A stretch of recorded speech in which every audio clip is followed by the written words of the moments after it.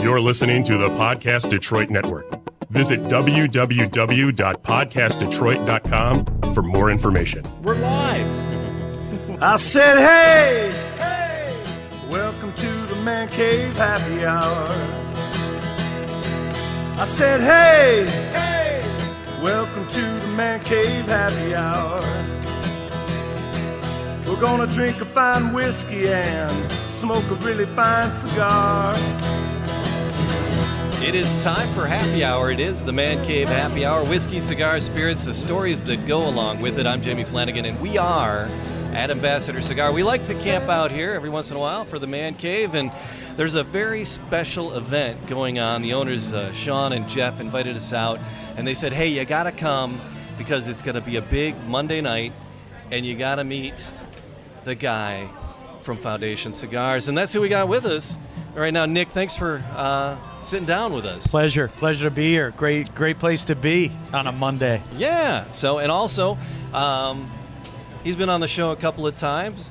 The godfather of cigars from the Cigar Smokers of Michigan, Paul. Thanks for flying with us today. As always, it's a pleasure, Jamie. I'd like to be able to give my input here at the wonderful Ambassador Cigars in, I believe we're Troy, right? Yeah, this is Troy.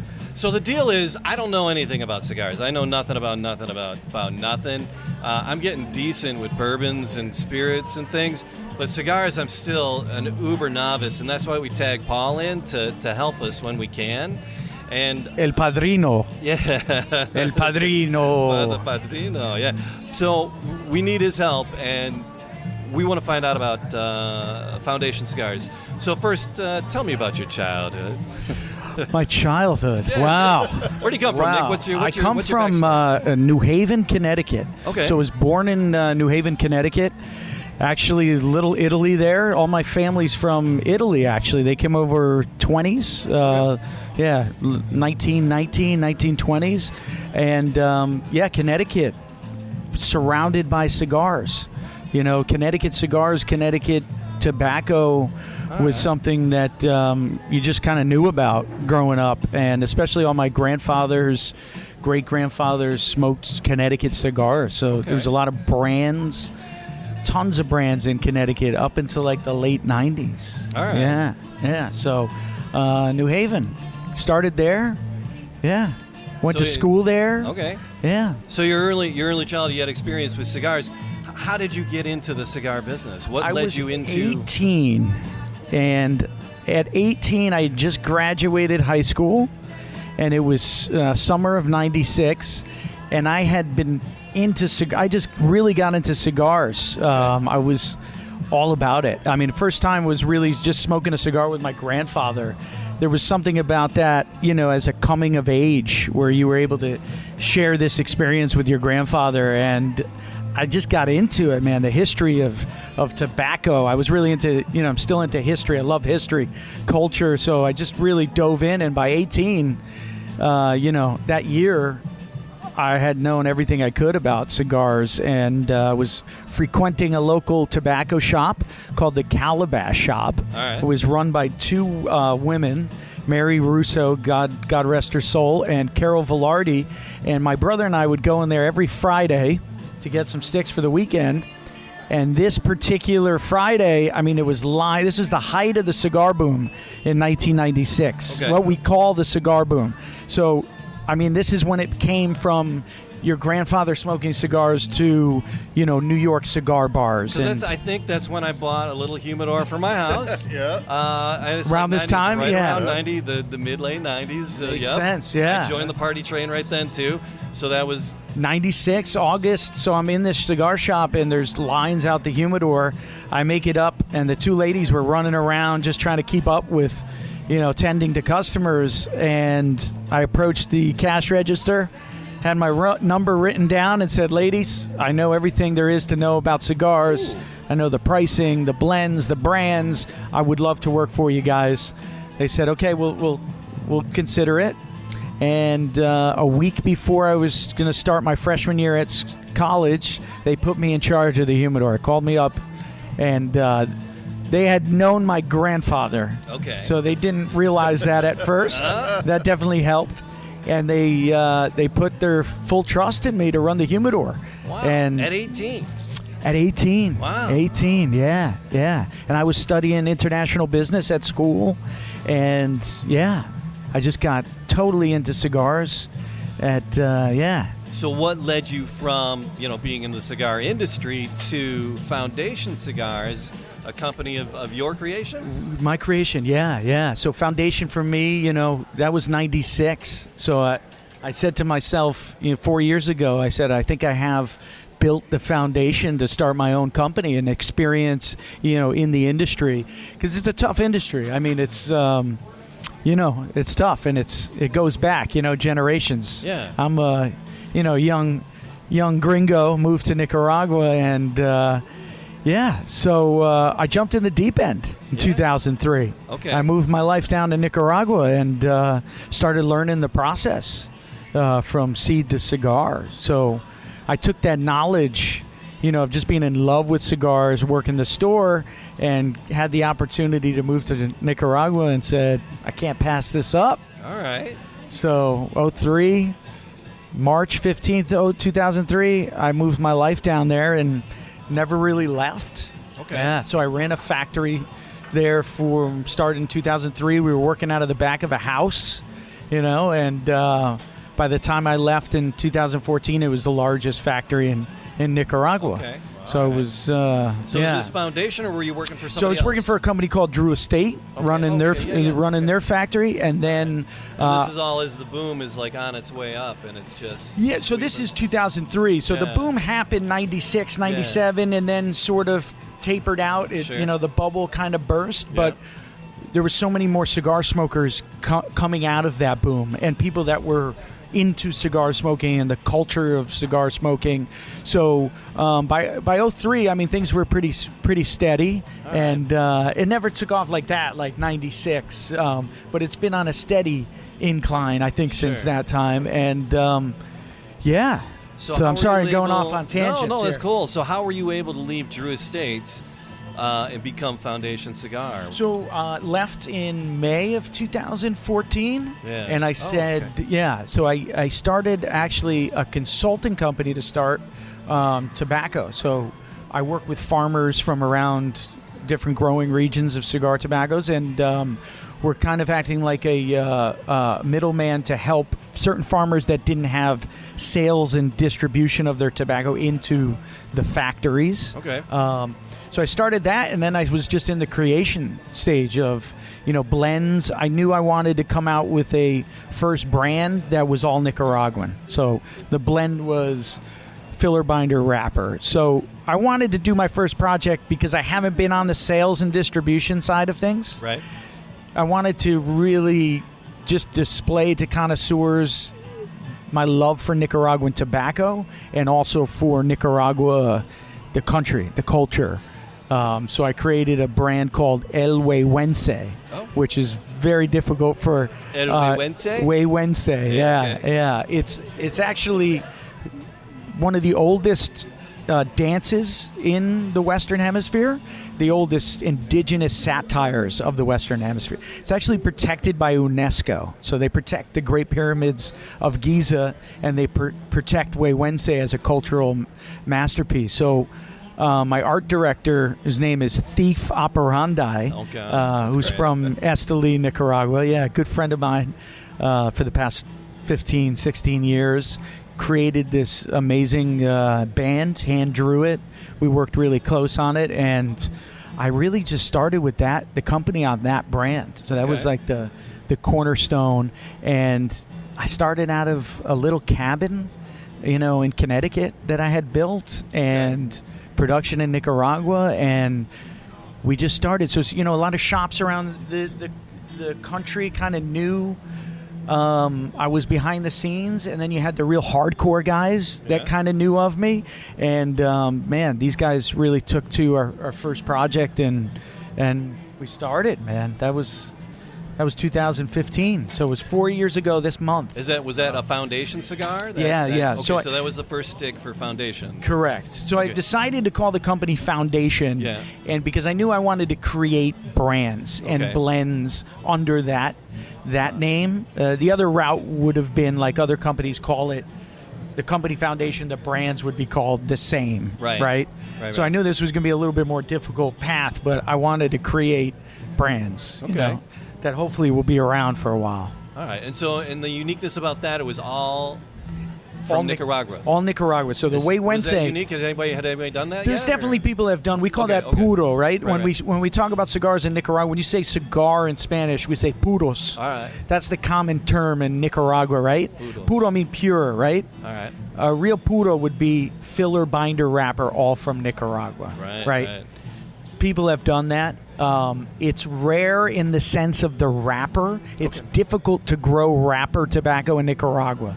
Okay. So this outer leaf, Yeah. it's so much thinner, silkier, different than the filler tobacco. Filler tobaccos are very veiny, thicker cellular walls. All right. So wrapper tobacco has to be grown under shaded tents.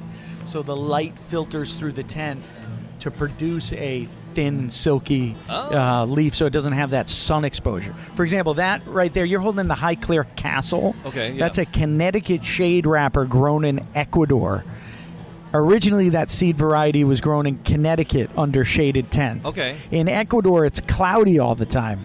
So the clouds act as a natural canopy and filter the light and produce that beautiful golden... Oh, yeah. Yeah, I mean, Yeah, it's yeah, yeah. unbelievable.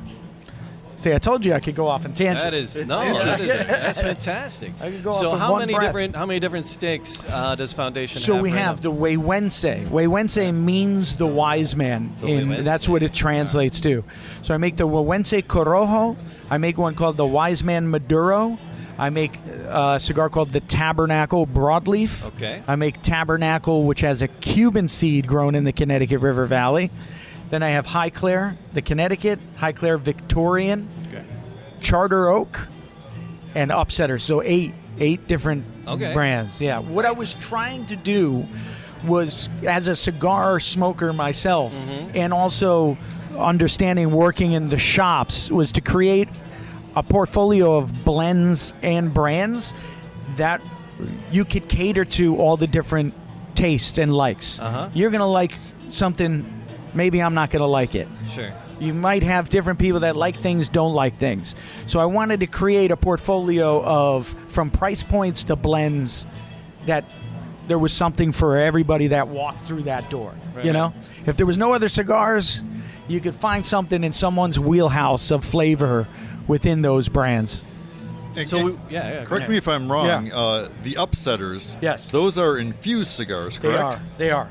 So infused, I've had some experience with different infused blending. Actually, one of the first blends that I did that came to market was infused.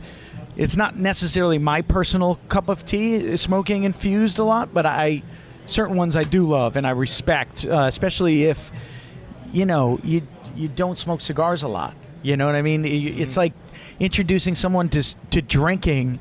They've never had a drink before, and you start them off with a wild turkey, without any, neat. Yeah. You know what I mean? It takes time to adjust. So I created an infused blend called the Upsetters, and what I tried to do was balance the blend of the tobacco with the infusion. So it's not overwhelming on the infusion or the sweetness. At the same time, it's infused, so it's people either love them or hate them, Okay. right? Exactly. But I tried to blend it in a way where it's not all up front, like flavor and infusion. So there's a balance, and I use some Jamaican tobacco. And I don't know if you saw before, one of the gentlemen brought me in a pack of Royal Jamaica that were made from '94. And Jamaica used to make a lot of cigars up into the late '90s. There was a big hurricane that came through at the end of the 90s, and a lot of the companies moved their factories from Jamaica to the Dominican. Okay. But when I started smoking cigars in '96, Jamaica was making some of the best cigars out there. Macanudo was made in Kingston, Jamaica. Right. No cellophane.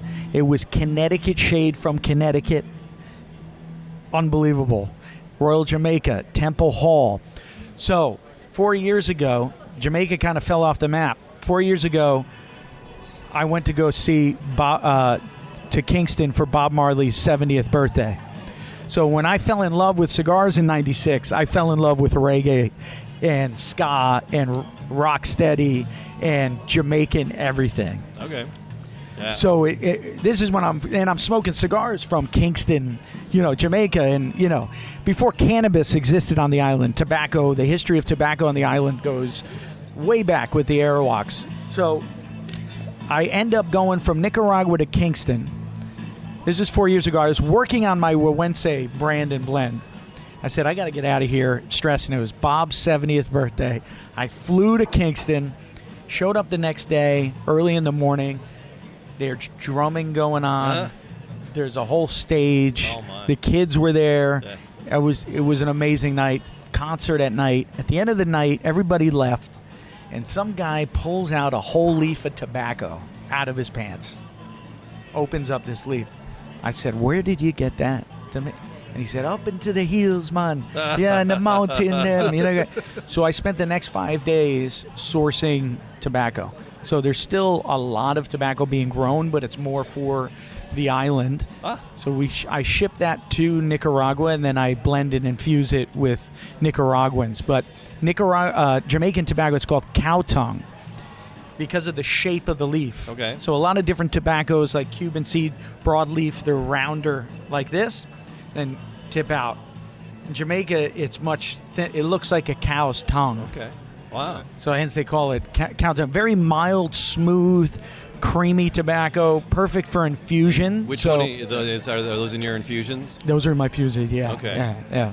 All right, so now So the Upsetters is basically my homage. If you look at all my brands, they're all homages to something that I love. Okay. Usually having to do with history, culture, and the Upsetters is all based off of old reggae album art covers from like the late 60s. They were obsessed with spaghetti westerns in the late 60s, early 70s. So all of the reggae covers, they all had like guys smoking cigars. There was the good, the bad, the Upsetters, different. So that's what sort of the packaging for the Upsetters is. So the now themes I ended there. up on a tour bus with Ziggy Marley outside of St. Andrews Hall, and we weren't smoking cigars. Where was this?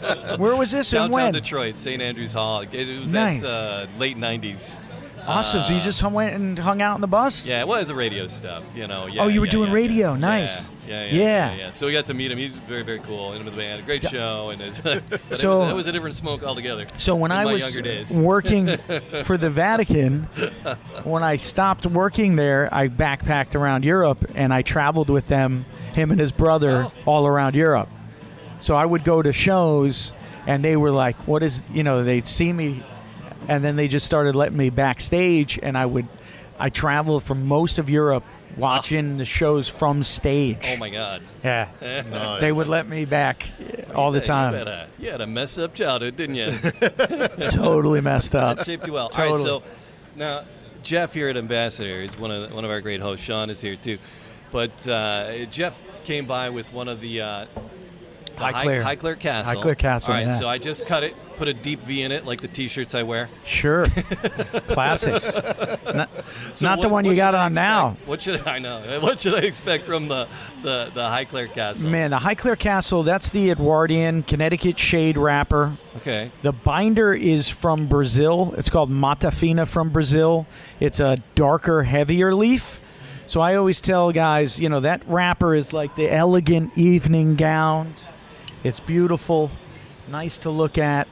Underneath that gown is black lace Victoria's Secret, holding everything together, holding the filler together.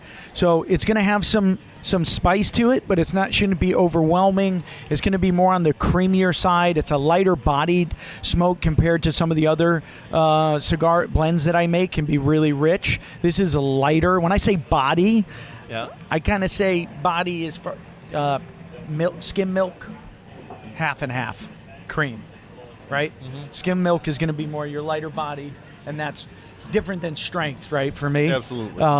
So that's going to be in your lighter bodied, but have some good spice. Shouldn't be overwhelming. It should sort of round out as you get through the first third. This is a project I collaborated with. Lord Carnarvon is his name. Lord Carnarvon? Lord Carnarvon. He's the godson to the Queen of England. Oh, okay. And he is an amazing, amazing human being. A friend of mine and Lord Carnarvon. Is that where the castle comes in? That's where the castle. He actually lives in the castle with his. He lives in Highclere Castle, which is the real Downton Abbey. Oh, shut up. So Downton Abbey is where they film. Downton Abbey is filmed at Highclere Castle. Yeah, they're just releasing the film this month. Yeah, but it came out. Yeah, it came out yesterday. We're also releasing a gin called Highclere Castle Gin. Oh. So my buddy started Highclere Castle Gin and ended up introducing me to Lord Carnarvon. Lord Carnarvon came down to Nicaragua. That's actually the first place we met and really hit it off. The history of cigar smoking at Highclere goes back hundreds of years. Sure. I geeked out, got to access the archives at the castle, see all the old receipts from the factories and different tobacconists they were buying cigars from in the 20s, and use that as an inspiration for the cigar in the line, Highclere Castle. Nick, as I'm talking to you, Yeah. I'm starting to hate you a little bit. Holy crap! That's like very, very neat. That's. I'll tell you what one of the neatest things is his great grandfather discovered King Tut's tomb. He was the one that funded Howard Carter. He was an amateur archaeologist. For 16 years, was working with Howard Carter, and on the last year found King Tut. I was just there a week and a half ago because we launched the gin at the castle. It was unbelievable. Down in the basement is we store the cigars in the wine cellar. Sure. They have a full replica of King Tut's tomb in the basement. That is cool. It was insane. So in the place that's Downton Abbey, yeah, there's a replica of King Tut. the whole tomb. The whole Tut's tomb in the basement. The whole tomb. Oh my God! Wow. And so you got to, yeah, smoke you a cigar can't- with King Tut. You can't take pictures down there, Yeah. but yeah, he was smoking cigars down. I mean, when they It's discovered his house. it. He can do what he wants. Well, I mean, when they found him, when they found King Tut's, Yeah, there's yeah. pictures of him smoking. His Lord Ash, Carnarvon, he was the 5th Earl of Carnarvon. He was a big cigar smoker. Oh my God! Big cigar That's- smoker. That is. Yeah. Just So I have some of his receipts of different cigars he was purchasing from that time. So now the gin, the Highclere Castle gin. Yes. Would you pair that with the I would pair it with that cigar, with the actually. cigar? Yeah, definitely. This is light. Absolutely. This is. It's actually, I'm not just saying that because they're the same brands, but as far as the blends go and gin, I'm just learning more about gin myself. Cool thing about the Highclere gin is that it's a 5,000 acre estate. Yeah. They used the juniper. They actually put some oats in the blend. Okay. So it's really, really unique, but it goes really nicely with that. Yeah, we haven't really ventured down the road for gin yet on the Man Cave, Yeah. but we plan to. And that's what I found, that in England it's a little bit more. They a have little gin bit more bars gin. everywhere. Yeah. I mean, it's the yeah. Like, well, we're all about the whiskey and the bourbon here in the States. Right. But you get over there and it's you're heading. Yeah, it into seems the to be gins for growing in sure. Europe. Yeah. Definitely in England. I mean, And the thing I found too, that as you're saying that, James, and smoking that nice Connecticut shade cigar, your gins and your bourbons, the clear alcohols, Yeah. really I found tend to pair a lot better with your Connecticut shade cigars because of that creaminess in the wrapper. that makes sense. Yeah, that's what. We've been on before with Zim's vodka. Yeah. And every time you've had me on, I've brought a Connecticut shade. Sure. Yeah, it makes and- sense, right? It wouldn't go really with the heavier. Yeah, and Yeah. even in the video reviews we've done, I think I've done one review with gin. I did gin and tonic, Right. And I paired it with the Griffins, which is a Davidoff Oh yeah, product. Griffins. Yeah, sure. And went really well because you want that creaminess, but you don't want anything too heavy where the cigar is overpowering the gin yeah. or that vodka. Yeah. So I think I got a favorite here with the Highclere Castle. I really You have do. good taste. You have I good just- taste. So now I got to pin Nick down. Oh, yeah. He Let's said do it. he had his first cigar with his grandfather. Yeah. Do you remember what that cigar was? Oh. One of the first cigars. It was actually Opus number 2, Torpedo, because those were like Damn. Yeah. So you got off on the right foot right out the gate. Opus was like 90. I still have 2 Opus torpedoes in my humidor from 96. Wow. The wrapper is a little rough, but man, yeah, that cigar. My grandfather would smoke a lot of like Lanceros. That was his. He loved Lancero. Okay. Yeah, he smoked a lot of Connecticut brands too. So Connecticut. My other grandfather. Having grown up in Connecticut, did you find that there was a tendency of people to go toward the Connecticut? A lot, man. There was a lot of Connecticut brand. Man, it was, and the distribution on those cigars, they were everywhere. Like every even convenience store, and you would in Connecticut Northeast always had 5-packs of Connecticut cigars. I mean, they were a staple for so many years. It's just so many of the brands never changed with the times. One of the only brands that made it through was Topper Cigars, and Chris Topper, he's out of Meriden, Connecticut. His family had been making cigars forever. Other than that, a lot of the brands faded away. FD Grave, Moneymaker, Farnham Drives, Topstone. There was so many brands.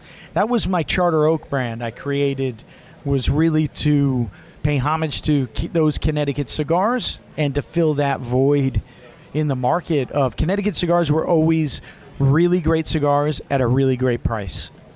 You know? Mm-hmm. They didn't, they don't have necessarily the depth and complexity you're going to get from, the higher price point cigars, but what you're getting was great, especially if you're like cutting the lawn or out and about. So my Charter Oak line was really based to fill in that kind of that. I had a lot of guys that, wanted that everyday cigar that, it's budget friendly. You don't want to be having a $20 cigar every morning all the time. Yeah, yeah. So I did that a couple times over the summer. Is like cranked up the hot tub, a pot of coffee, and a cigar, and then just enjoyed the morning. That's it, man. Well, I get rained on by my neighbors because I'm out there every Saturday morning with a brick house, Connecticut, mowing the lawn. Nice. They're like, really? And I'm like, listen, it's a relatively inexpensive cigar. Why? They're cigar smokers? They don't like you smoking brick house? I don't have a... My neighbors will smoke, but they'll come over and, bum what I have in my humidor. Oh, okay. I thought they were mad No, at they weren't mad. They were just, what are you smoking? And they're like, you're the guy that needs to have that one of those plastic beer helmets with the cans on the side.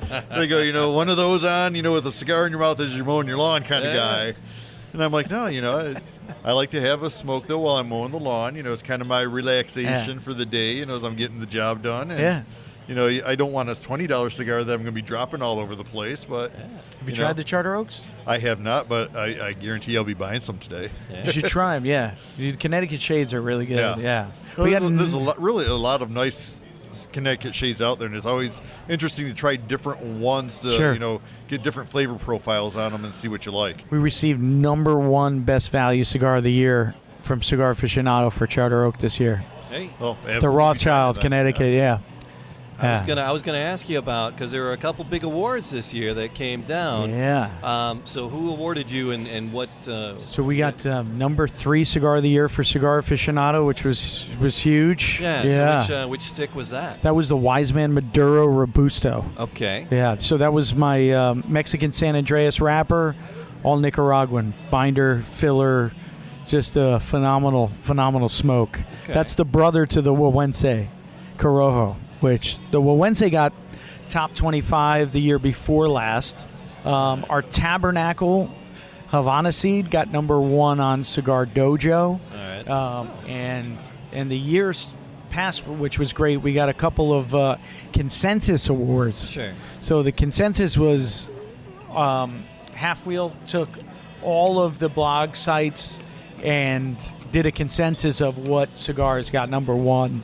The Wiseman Maduro got last year, and so did the Huahuense.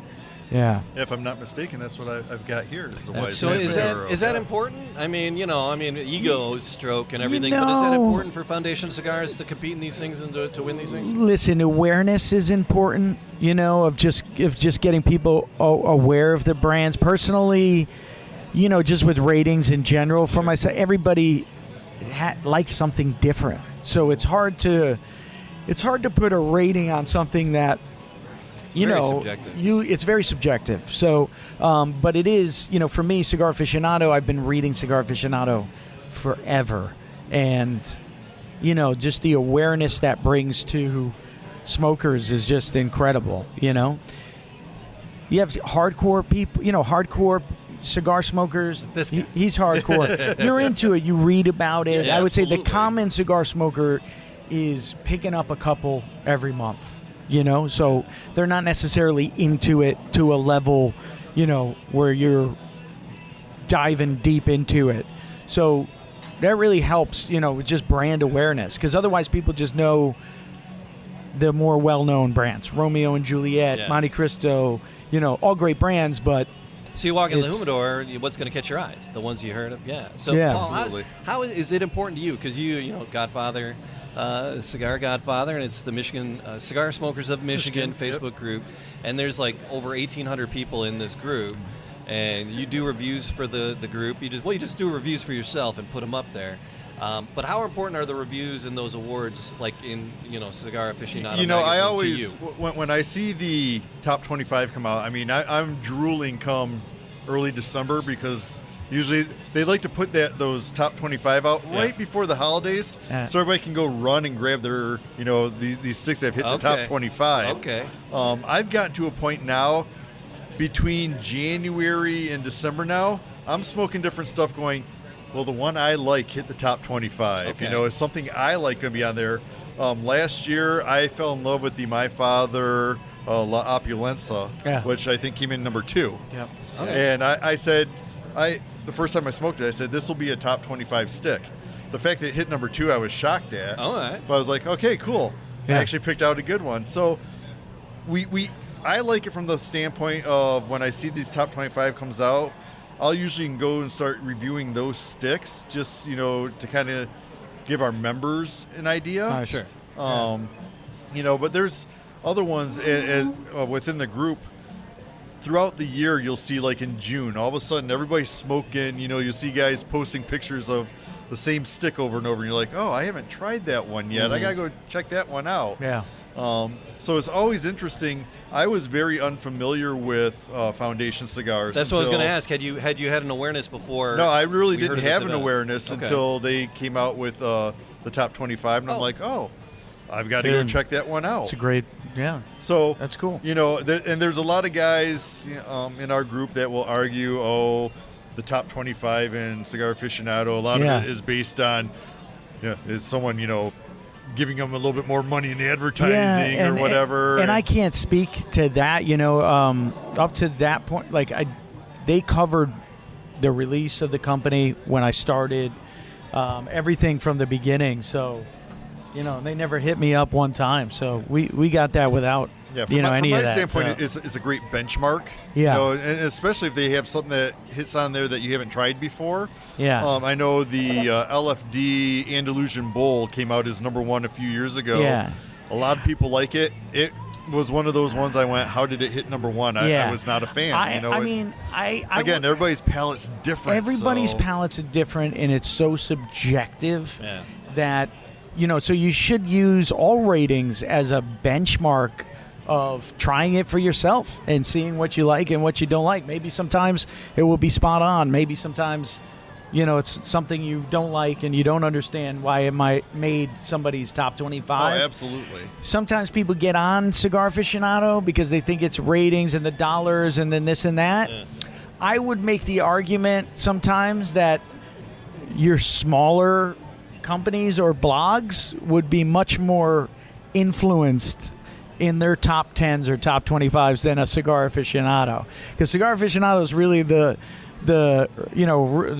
ruling the hen, and I know Mr. Shankin doesn't mess around, that guy. So if you take a blog, if you're a smaller blog and I'm a company and I pay advertising dollars on your blog, you got to have some huevos not to put me in your top 10. You know what I mean? Absolutely. It's not that I would ask for that, because I really, I would to me, I would never, ask something like that or ever want to pay for a rating, but it would be much more influential, In a smaller if it's a venue. smaller Actually, fly. yeah.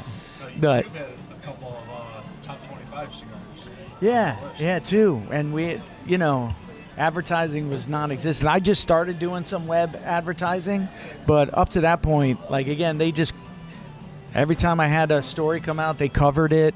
And, yeah. So where are the Foundation cigars available? Is it across the states? Or Ambassadors certain Cigars. markets? Ambassador Cigar here, yeah. Here in Here Spirits. and food. So we have about 600 accounts right now across the country. So pretty much every state at this Okay. point you can find Foundation Cigars.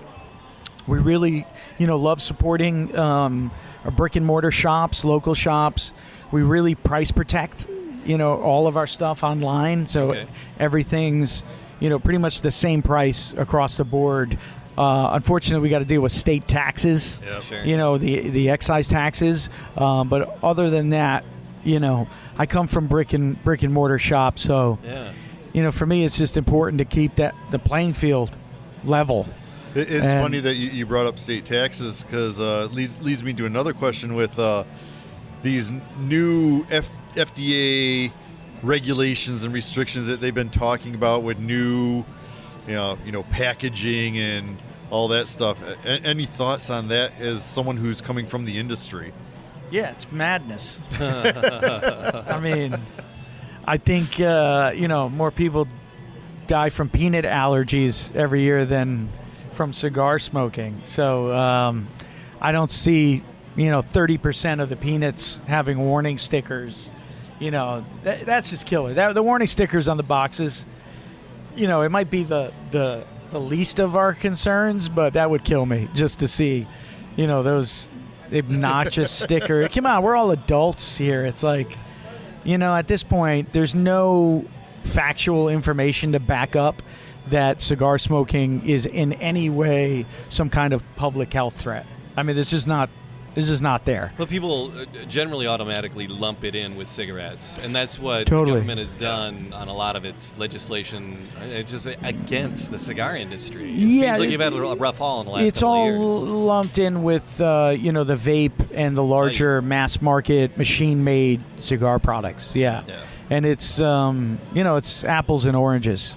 This is one of the few handmade products. I mean, the volume of what we're talking about. We are a unique bunch, the cigar smoking community. Yeah. A lot of people say, talk about boutiques in our industry and what brands are boutique and what's not boutique. The whole industry is boutique. Compared to other products, tobacco products in the category, I mean, we are less than a 0.5% of the whole tobacco category. When it comes to cigars, we're less than 2%. Everything else is machine made and being sold in gas stations for 99 cents. It's a whole different product. And if they go too hard, you're going to end up destroying small business jobs here in the States. You're going to end up damaging economies, whole economies in Central America and the Caribbean. Yeah. Where are people going to go? They're going to want to try to cross the border into our country because you're going to automatically eliminate tons of jobs through regulation. You're going to cause immigration problems, and it's just a disaster all the way through. And my grandfather's 94. He's been smoking cigars since World War II. I mean, he fought in Okinawa, for God's sakes. Wow. You take a guy like that and tell him that the World War II guys left. Yeah. You take a guy and you're going to tell him you can't have a cigar? You know what I mean? It's like, it's all getting a bit ridiculous. And Well, it's funny you mentioned that too about the, quantity that's actually being made. I mean, Foundation Cigars. How many cigars are you making a year? I'm not going to comment on that to give you the exact, but it's just so in the realm of everything else. The whole between Nicaragua, Honduras, and the Dominican Republic, there's 315 to 20 million units exported. Okay, Nicaragua, Honduras, Dominican, 315, 320 million. The machine-made cigar market is 13 billion. 300 million. Okay. 13 billion. All right. That's a lot not of even smokes, man. and that's just the cigar category, Yeah. right? You add in the other tobacco products, we are you're talking about a fraction of a percent. I mean, it's just so minuscule. And then you're going to start to regulate. The whole thesis from the FDA is that they've seen an increased consumption of cigar smoking amongst youth. Okay? That is true, but it's not these cigars we're smoking. The legalization of cannabis, all of those gas stations you go to, all of those convenience stores you go to, kids can go into those stores. They can't come into this shop. They can't go into a cigar shop. That whole market has exploded, and they're 99 cents, and they're flavored grape. This is what kids have been smoking. You know what I mean? They're not rushing into cigar shops to buy $10 cigars to know about the Cuban seed and the they don't care. It's really the government's inability to recognize premium cigars versus the machine-made cigars. It's the government's inability, and it's larger companies that have interest in keeping the line divided. They own cigar brands, handmade, and they owned mass market brands. I don't want them regulated either. You understand what I mean? I'm not for regulation. At the same time, we got to protect our industry and what the industry is. They don't and have not done a good job at telling politicians. It really all comes down to Altria, Philip Morris. They don't want handmade product to take away market share from their cigarette smoking, right? So all of the tobacco companies, they're trying to get into the cigarette smoker. That's the biggest pool of fish. Right? Philip Morris doesn't want the definition to be in a place where it's going to take market share from any of their products. Interesting. You see what I'm saying? Yep. No, the larger absolutely. companies know if they have regulation, smaller companies like myself can't even keep up with the paperwork. Yeah.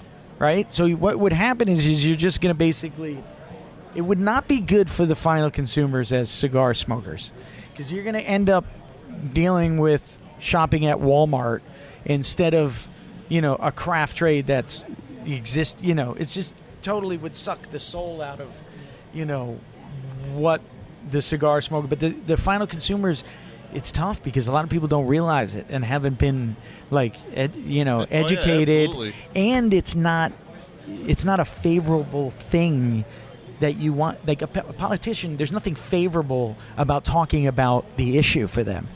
You almost have to do it without talking, because once they bring up, politicians don't want to start defending tobacco. They can't win on that because they're going to look really bad. Well, and I think the only one that really has come out in support has been like Marco Rubio down in Florida. He's been, and I think a lot of it has to do with, there are those tobacco farms down in Florida that I think he's looking at trying to protect as well. Well, it's that, yeah. So you have Jeff Borshowitz in Florida from Corona that's grown, Florida sun-grown, has done amazing, job. Florida used to grow a lot of Sumatra. In the early 1900s, they were producing tons of tobacco, wrapper tobaccos. So Jeff sort of brought that back. But I think a lot of it has to do with the Cuban population in Miami, and the amount of all of the cigar companies are out of Florida. So they either make in the Caribbean, but all of their warehouses and everything gets imported through Florida. So, yeah. I mean, there's a lot going on for the state. Connecticut, I mean, you would ruin tobacco farming, jobs, mom and pop stores. There's just no economic benefit whatsoever. And it's not the problem. That's the thing. Right. You're going to end up spending all this money on such a small, tiny market that we exist in, and spending all this money and destroying small businesses, and you're not going to be even targeting the problem, which is youth smoking. That's what you're saying. Yeah. I mean, you're not even, That's why it's tough when you see cigar products in the handmaids in gas stations or convenience stores. Yeah. It's like,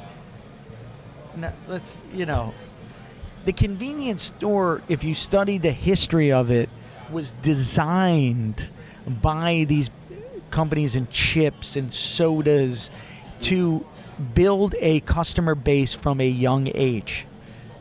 They knew if they could get young consumers consuming their products at a younger age, then they have them for life. So the convenience store, if you look in it, the colors, the only thing that doesn't have candy aisle. the only thing that doesn't have sugar or carbohydrates in it is water, coffee, and maybe beef jerky. Everything else is like, and then the cigarette companies, they screwed everything up for all of us. Talking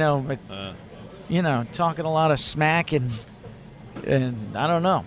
So it'd be a shame to see them, but the fight is real because this has been going on now, and the exemption is still on the table. So that's what we're really fighting for, is in an exemption bill that says, okay, you can't regulate us like vape, like Juul, like all these other. It's just going to be a death blow to the whole industry if you go that route. This is different. Okay, if you're reasonable, we can, but most of the time it's not reasonable. You know what I mean? Nice. So hopefully you survive.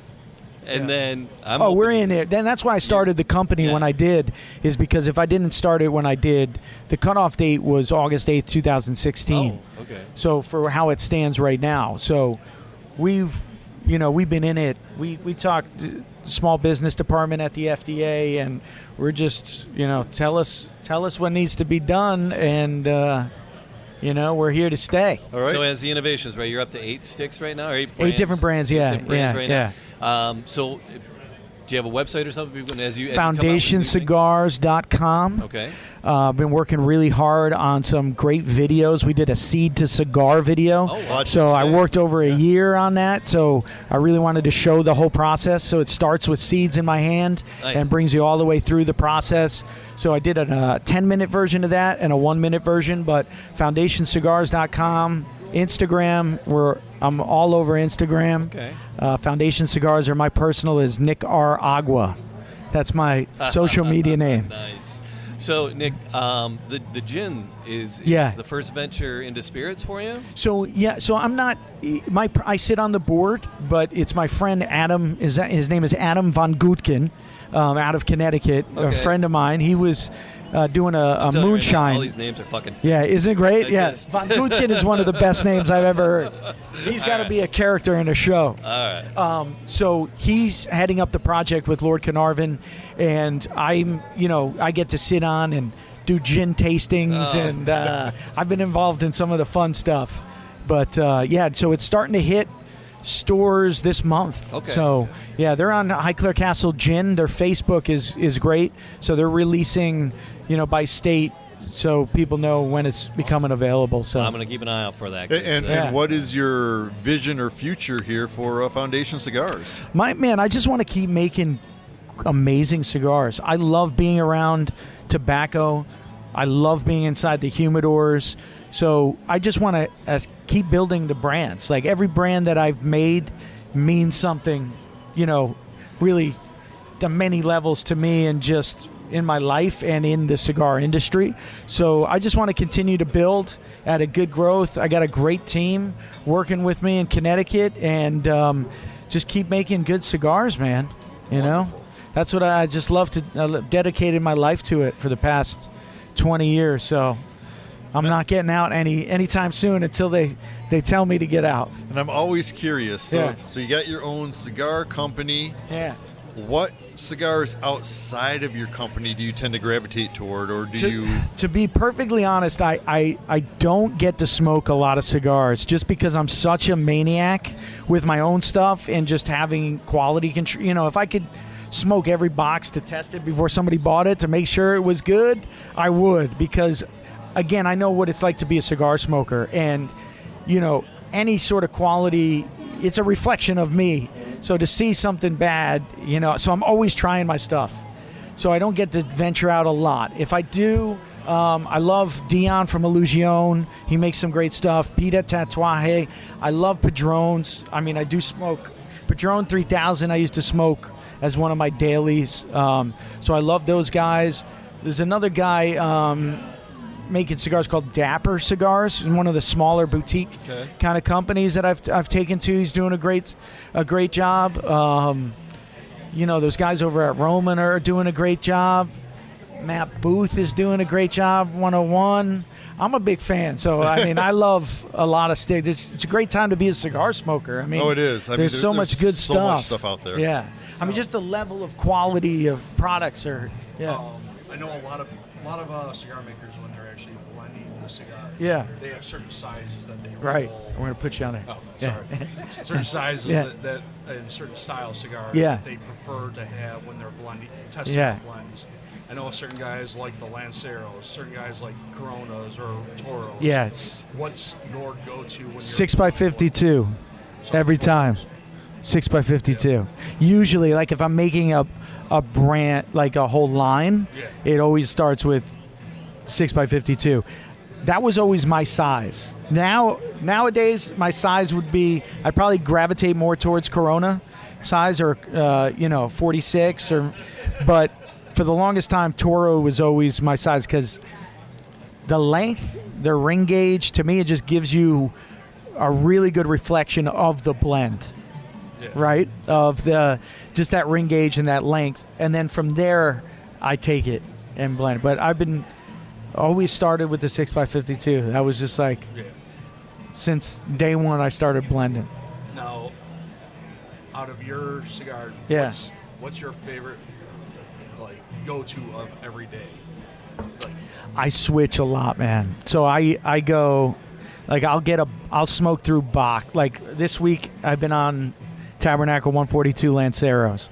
So I get a box and then I'll just be smoking those straight through. I love that cigar. I mean, I love, if I had to choose, I'd probably lean towards the 142 or the Tabernacle, the Robusto.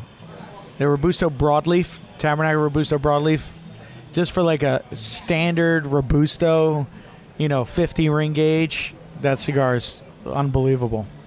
But the week before last, I was smoking High Claire Victorians all week, I was smoking the Coronas and then the Robustos.